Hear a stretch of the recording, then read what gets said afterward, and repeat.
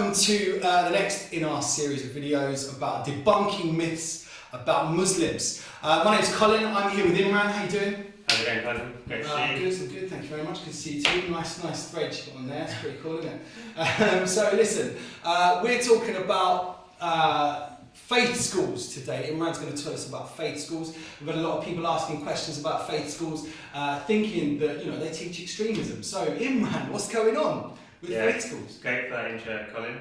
I went to a faith school in 1997 to 2002, so I was there for 5 years. I went to secondary boys' school. It was a Muslim school.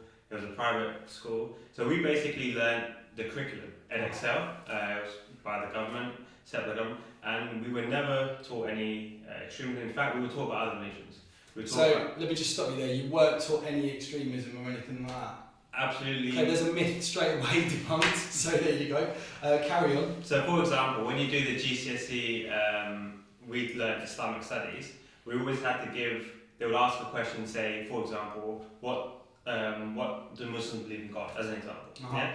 But then we had to give reasons about what the Christians believe, what Jews believe, or other religions. Yeah? So you learned about other religions, because that's another myth we got asked about. Actually. We got asked that by a lot of people.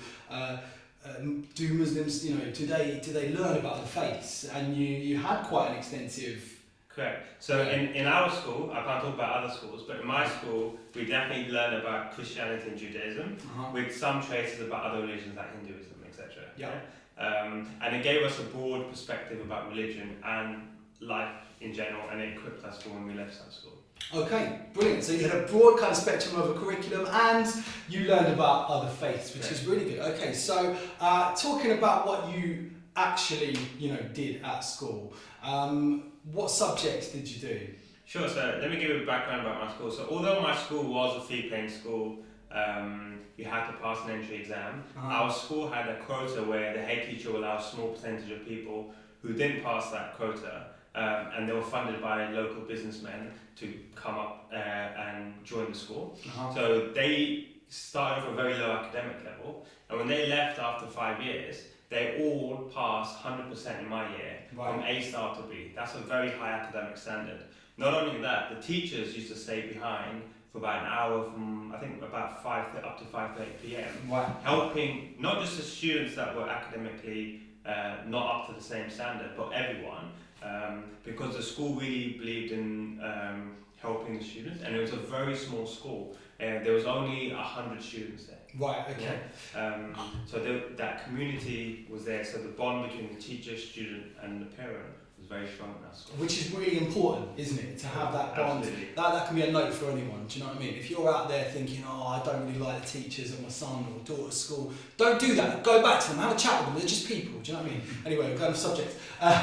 So Imran, tell me about were you, because a lot of questions that we've had say that only boys go to faith schools or only girls go to certain faith schools. Was that true?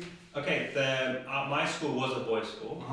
We did have an equivalent girls' school down the road, but there is, yes, you are right, Colin. There were only boys in our school, and in the girls' school there were only girls as well. So there was to some extent some segregation. Yeah. But if I'll be honest with you, I don't feel I missed out, because when you're a young boy and your hormones are bouncing around, it can help you stay focused.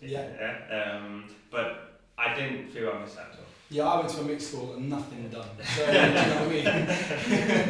That's how and that's not just a thing in the Muslim faith, is it? No, that's actually quite common. So my brother, although he did join my school later on, but he also went to a boys' school, which was a Catholic school. I know people who have been to Jewish schools and other faith schools where it is segregated.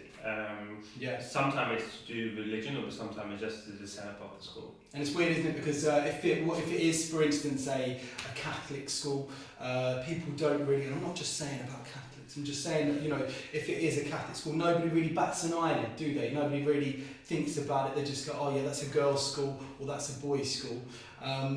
But it's weird that when it's a Muslim school, people are like, oh, they only send boys there, don't they? Which is a bit strange.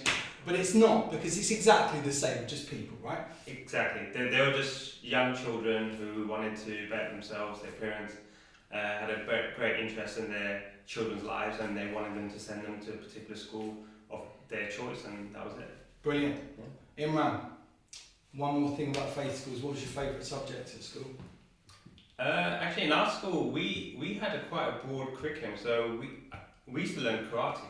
So I quite liked that for various reasons. It was quite tough. And I actually also I just like sports in general.